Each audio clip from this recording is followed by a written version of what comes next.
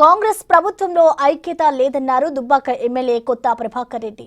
ప్రభుత్వాన్ని తాము కూల్చబోమని, ప్రజలే వారిని కాదని తమను ఎన్నుకునే పరిస్థితి ఉందన్నారు ఆయన. అందుకోసం తాము తొందరపడబోమన్నారు.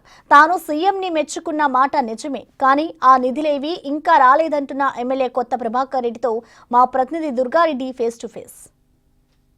సిద్దిపేట జిల్లా దుబ్బాక ఎమ్మెల్యే కొత్త ప్రభాకర్ రెడ్డి ఒక వీడియో వైరల్ అవుతుంది. అంటే గతంలో దుబ్బాక నియోజకవర్గం డెవలప్మెంట్ కాలేదని చెప్పారు. ఆ తర్వాత కూడా పార్టీలకు అతీతంగా ఎవరైతే మా నియోజకవర్గాన్ని డెవలప్మెంట్ చేస్తారో ఆ పార్టీ కానీ ఆ ముఖ్యమంత్రిని కానీ మెచ్చుకుంటామని చెప్పారు. వారం 10 రోజుల కిందనే రాష్ట్ర ముఖ్యమంత్రి రేవంత్ రెడ్డి మాత్రం 200 కోట్లు దుబ్బాక నియోజకవర్గం కేటాయించారు. దాంతోపాటు అతను కూడా అభినందించారు, సంతోషం వ్యక్తం చేశారు. ఆ తర్వాత 2-3 రోజుల తర్వాత ఒకటి మరి నిజంగానే కొత్త ప్రభాకర్ రెడ్డి ఎమ్మెల్యే గారు అంటే ఈ యొక్క ప్రభుత్వంలో చాలామంది పారిశ్రామికవేత్తలు బిల్డర్స్ అంతా కావాలి, ఆ యొక్క ప్రభుత్వాన్ని కూడా పడగొట్టాలని చెప్పి, లేకుంటే ప్రభుత్వము ఉండే పరిస్థితి లేదని చెప్పి కొంత హాట్ కామెంట్ చేయడం జరిగింది. అది ఏ సందర్భంలో చేశారు, ఎందుకు చేశారు, కొత్త ప్రభాకర్ దగ్గర ఉన్న దుబ్బాక నియోజకవర్గం దౌలతాబాద్లో తెలుసుకునే ప్రయత్నం చేద్దాం. అసలు నిజంగానే నిన్న మీరు చేసిన కామెంటు ఈరోజు సోషల్ మీడియాలో వైరల్ అవుతుంది. అసలు నిజంగానే ఎవరైనా కానీ పారిశ్రామికవేత్తలే కావచ్చు, బిల్డరే కావచ్చు, కాంట్రాక్టర్సే కావచ్చు పడగొట్టాలని ప్రయత్నం చేస్తున్నారా? అది ఇంతవరకు క్లారిటీ. ఇప్పుడు పబ్లిక్లా తిరుగుతాం కాబట్టి జనరల్గా పబ్లిక్లో ఏం విషయం ఉన్నదో అది మేము బహిర్గతం చేసినాం. దాన్ని వాళ్ళు పాజిటివ్గా తీసుకుంటే వాళ్ళకి లాభం జరుగుతుంది, నెగిటివ్గా తీసుకుంటే అది వాళ్ళ కర్మ, దాన్ని మనం ఏం చేయలేం. ఇప్పుడు పారిశ్రామికవేత్తలు, బిల్డర్సు, ఫార్మర్సు, ఉద్యోగస్తులు మరి అందరూ కూడా మరి ఈరోజు ప్రభుత్వం మీద ఏం జరుగుతుంది ఏందనేది, ప్రభుత్వం అంటే ఒక ముఖ్యమంత్రి లేకపోతే ఒక కాంగ్రెస్ పార్టీ కాదు కదా, అడ్మినిస్ట్రేషన్ అధికారులు, దాన్నే గవర్నమెంట్ అంటారు. గవర్నమెంట్ సిస్టంలో పని జరగట్లేదు. మరి జనాలందరూ కూడా మీ ప్రభుత్వంలోనే గతంలో కేసీఆర్ ప్రభుత్వంలో బ్రహ్మాండంగా ఉండే బాగా పనిచేసిండ్రు, మళ్ళీ మీరే రావాలి, మేము చందాలు వేసుకోవాలన్నా మేము గెలిపిస్తాం, మేము కలెక్షన్ చేసి చందాలు వేసి మీకు గెలిపిస్తాం అని ఇవాళ వాళ్ళందరూ కూడా ముందుకు వస్తున్నారు. ఇది వాస్తవం. దాన్ని ఏదో పడగొడతామో గిడగొడతామో అని కూడా ఎక్కడేం లేదు, నేను అనలేదు కూడా. అది వాళ్ళు పాజిటివ్గా తీసుకుంటే అది వాళ్ళ మంచి జరుగుతుంది. ఇది ఎందుకు అన్నాము, ఎందుకు జరిగింది అనే దాని మీద వాళ్ళు దాని మీద ఒకసారి విశ్లేషణ కూడా చేసుకోవాలి. ఏ శాఖలో మా లోపాలు ఉన్నాయి, ప్రభుత్వంలో ఎందుకు ఇట్లా పబ్లిక్లోకి వెళ్ళి ఇట్లా వాస్తవాలా తెలుసుకోవాల్సింది కూడా మరి ప్రభుత్వం ఇప్పుడున్న ప్రభుత్వంలో ఉంటుంది. దాన్ని ఏదో రాజకీయం చేస్తా అంటే కరెక్ట్ కాదు. రాజకీయం చేయాలనుకుంటే వాళ్ళు అనుకుంటే ఇప్పుడు మా దగ్గరికి వెళ్ళి 10 మంది ఎమ్మెల్యేలను తీసుకుపోయినారు. 10 మంది ఎమ్మెల్యేలను తీసుకుపోయినారా లేదా మా దగ్గరికి వెళ్ళి? ఎందుకు తీసుకుపోవాలి 10 మంది ఎమ్మెల్యేలను? ఏ విధంగా తీసుకుపోయినారు? వీళ్ళు ఏదో మన ఏదో శాస్త్రం ఉంటుంది చూడు, గురిగింద కిందేమున్నదో ఓనికి తెలియదు.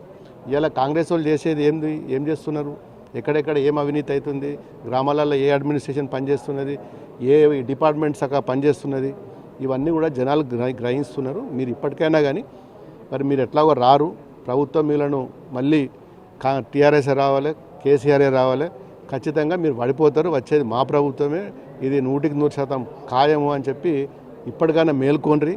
మీరు మంచిగా చేస్తే మీకు అన్ని విధాలా మేము సహకరిస్తాం, చెడుగా చేస్తే తప్పకుండా మేము బయట పెడతాం. దీని మీద మేము కామెంట్ చేసినాం, మాట్లాడినాం, రేపు కూడా మాట్లాడతాం, ఖచ్చితంగా నిలదీస్తాం. ఒక ప్రజాప్రతినిధిగా మా నియోజకవర్గమే ఉన్నది. మాకు ఒక చిన్న కాలువలకు నీళ్ళు వదలాలంటే ఎంతమంది ఆఫీసర్లకు ఫోన్ చేయాలి మేము? గతంలో ఒక ఫార్మరు ఒక ఊరికి వెళ్ళి ఒక మామూలు ఫార్మర్ ఒక రైతు ఫోన్ చేస్తే మేము కాలువలకు నీళ్ళు ఇచ్చిపెట్టేది. కూడవెల్లి కానీ మల్లన్న సాగర్ కాలువలు కానీ ఇవాళ ఉందా పరిస్థితి? ఒక మంత్రిని కలవాలి నా దీనికోసం, ఒక ఈఎన్సీని కలవాలి నా దీనికోసం. ఇది ఇప్పుడున్న వ్యవస్థ. ఇప్పుడు అదే హాస్టల్లో పోతే అస్తవ్యస్తం. మరి ఈరోజు ఎవడన్నా జాగా అమ్ముకుందామంటే అది రూపాయి వస్తలేదు, వాడు కొంటలేడు. పెళ్ళిళ్ళు చేయక పెళ్ళిళ్ళు ఆగిపోతున్నాయి. గతంలో ఇంత పెళ్ళిళ్ళు ఇంట్లో కార్యక్రమం జరిగితే ఏదైనా ఆస్తో ఇస్తూ అమ్ముకొని చేసేది. బిడ్డ పెళ్ళిలో, కొడుకు పెళ్ళిలో, ఏదైనా ఇల్లు కట్టుకోవాలనుకున్నా, పిల్లలకు డొనేషన్ ఇవ్వాలన్నా, చదువుకోవాలన్నా, ఇవన్నీ ఇష్యూస్ ఉన్నాయి లోకల్లో. మీ కాంగ్రెస్ వాళ్ళే వచ్చి చెప్తున్నారు, ఏం చెప్పలేను ఇక ఇవి ఉన్నాయన్నా, మా కాంగ్రెస్ మాకేదో మాకే సరిగా లేదు, మాకే ఇబ్బంది ఉన్నది, చెప్పుకోలేకపోతున్నాం బయట. ఆ విషయం మేము బయట పెట్టినాం. దాన్ని వాళ్ళు పాజిటివ్గా తీసుకొని మరి బాగు చేసుకుంటాం అనే బుర్ర ఉండాలి కదా, జ్ఞానం ఉండాలి కదా. మరి వాళ్ళని ఎందుకోసం సరే మా మీద అబండాలు వేస్తారు, మేము చేయలేదనే కదా మీలో తీసుకొచ్చి పెట్టింది. మీరు సరిదిద్దుకోమని చెప్తున్నాం మేము. ఇప్పుడు మీరు ఇంకా మా కేసీఆర్ చెప్పిండు 5 ఏళ్ళు మళ్ళీ మీరే ఉంటారు, మీరే ఉండాలి, మీ ఆ లోపల మీరు ఏం ముట్టుకోము, బ్రహ్మాండంగా పనిచేయనరా పోయి మీరే పని చేసుకోండి అని చెప్పి కేసీఆరే మమ్మల్ని ఎక్కడ కూడా మరి వాళ్ళను వ్యతిరేకంగా మాట్లాడదని కూడా చెప్పిండు. సరి చేసుకోమని చెప్తున్నాం. 5 ఏళ్ళు నువ్వే ఉండు, నేను ఎవడేం చేస్తాడు? నేను తీయనికి ఒక పారిశ్రామికవేత్తలు ఈవేత్తలు అబండాలు వేసుకొని ఎందుకు మా పాజిటివ్ నెగిటివ్గా తీసుకుంటున్నాం? ఇప్పటికంటే దాదాపు ఇంకా 3.5 సంవత్సరాల సమయం ఉంది. ఈ లోపు మీరు మాట్లాడడం సెన్సేషనల్గా మారుతుంది. అంటే నిజంగానే పడగొట్టడానికి అక్కడ నుండి ఏమైనా ఎమ్మెల్యేలు కానీ మీ పార్టీకి వచ్చే అవకాశాలు ఉన్నాయా? మీకు టచ్లో ఉన్నారా? అసలు ఏం జరుగుతుంది? అట్లా కాదండి, పడగొట్టాలని మాటికి మీరే చెప్తున్నారు. పడగొట్టాలంటే దేనికోసం పడగొట్టమంటావు? ఏం చేసుకోమంటావు? పడగొట్టి ఇప్పుడు మా కంపెనీ చేసి మమ్మల్ని పెట్టుకోమంటావా? నీకే ఇంత ఇప్పటికైనా మీ వాళ్ళే ఇప్పుడు నిన్న మీ మంత్రి పదవులు రాకపోతే నేను కత్తులు తీసుకొని కటారులు తీసుకొని రెడీగా ఉన్నారు వాళ్ళు. మేము అవసరం లేదు, మీరు వడగొట్టాలంటే మీ వాళ్ళే వడగొడతారు. దానికి మీ పార్టీని వడగొట్టడానికి ఒక పెద్ద సిద్ధాంతము, పెద్ద డైరెక్షను, దానికి ఒక పెద్ద కథ, ఇవన్నీ అవసరమా? ఇప్పుడు మేము మా దాంట్లోకి వెళ్ళి 10 మంది నువ్వే ఎత్తుకపోతుంది, ఇంకా నిన్నేం పడగొడతాం? మేము నువ్వు పడగొట్టే పరిస్థితిలో నెక్స్ట్ 5 ఏళ్ళు ఎట్లా పడగొడతాం, అది గ్యారంటీ. అలా అందరికీ తెలిసిన విషయమే. మా వాళ్ళే చెప్తున్నారు పడగొడతాం, మళ్ళీ సార్ మనమే వస్తామని చెప్తున్నారు. ఇట్లా రైతులు కానీ రైతులు కానీ ఇండస్ట్రియలిస్టులు కానీ బిల్డర్స్ కానీ అందరూ కూడా మళ్ళీ మీరే రావాలి, మీరని చందాలు వేసుకొని గెలిపిస్తాం, మళ్ళీ మీ ప్రభుత్వం వస్తుంది, ఈ గవర్నమెంట్ పడిపోతుందని చెప్తే దాన్ని ఏదో వాళ్ళు నెగిటివ్గా తీసుకొని ఇండైరెక్ట్గా తీసుకొని కేసులు బోసులు ఏదో పెట్టుకొని ఏమవుతుంది? మా కేసులు పెడితే కొత్త ఇవన్నీ 10 ఏళ్ళు ఎంపీగా ఉన్నారు మెదక్. ఆ తర్వాత ఇప్పుడు వచ్చిన 1.5 year నుంచి ఎమ్మెల్యేగా ఉన్నారు. అంటే దుబ్బాక నియోజకవర్గం అధికార పార్టీ, ఇప్పుడు ప్రతిపక్షంలో ఉన్నారు. నిజంగా డెవలప్మెంట్పై అసెంబ్లీ చర్చించారు, 200 కోట్లు ఇచ్చారని చెప్పారు. ఆ తర్వాత నిజంగా దుబ్బాక నియోజకవర్గం డెవలప్మెంట్ అయిందా, ఆగిపోయిందా? అసలు 200 కోట్ల సమస్య నేను ఎక్కడ చెప్పలేదు, అడిగలేదు. శాంక్షన్ పోయినామో ఇస్తాను, ముఖ్యమంత్రి గారికి నేను అభినందిస్తాను చెప్పిన. ఇప్పుడు కూడా మాకు నియోజకవర్గానికి ఎవరు వచ్చి ఇచ్చినా కానీ వాళ్ళని మేము ఖచ్చితంగా గౌరవించుకుంటామని చెప్పినాం. రేపు మాకు మల్లన్న సాగర్లో కాలువలు ఉన్నాయి, ఆ కాలువలను కంప్లీట్ చేయమంటున్నాం. మాకు రోడ్లు లేవు, రోడ్లను చేయమంటున్నాం. మరి మాకు నిధులు రావట్లేదు, ఇప్పటికి ₹1 పైసా రాలేదు. ఏ ఊర్లో కూడా ఒక నయా పైసా పనిచేసిన దాఖలాలు కూడా లేవు. ఇవన్నీ కూడా మరి వాళ్ళకి దృష్టికి తీసుకెళ్ళాం. వీటి మీద వాళ్ళు తెలివి ఉంటే వాళ్ళ మంత్రులు వచ్చి వీటి మీద వచ్చి మాట్లాడాలి. ఈ గ్రామాలలో ఏమవుతుంది, జనాలు ఏమనుకుంటారు మన కోసం తీసుకుపోయి ముఖ్యమంత్రి గారు చెప్పలే కదా. గ్రౌండ్లో జరిగే రియాలిటీ ఏంది తెలియదు వాళ్ళకు.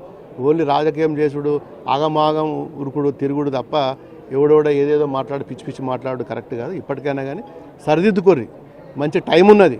ఇంకా 3.5 సంవత్సరాలు మీరు రూల్ చేయండి, డెఫినెట్గా మీకు మేము బ్రహ్మరథం పడతాం. కానీ ఈ పిచ్చి పడగొట్టాలంటే ఏంటంటే ఎవడైనా పడగొడతాడు, ఎప్పుడైనా పడగొడతాడు. ప్రజలు రెడీగా ఉన్నారు. ఇప్పుడు మేము గాజులు పెట్టుకొని కూర్చున్నామో అంటారు. మరి ప్రజలు గాజులు పెట్టుకొని కూర్చున్నారు. ఇలా పని చేయకపోతే పంటారా వాళ్ళ ఇళ్ళలో? మీరు మంత్రులు ఎమ్మెల్యేలే గాజులు పెట్టుకొని మేము కూర్చుంటామా అంటే మరి ప్రజలంతా ఏం చేస్తారు? గాజులు పెట్టుకొని కూర్చుంటారు. ప్రజలతోటే కదా నువ్వు వాడికి పోయింది.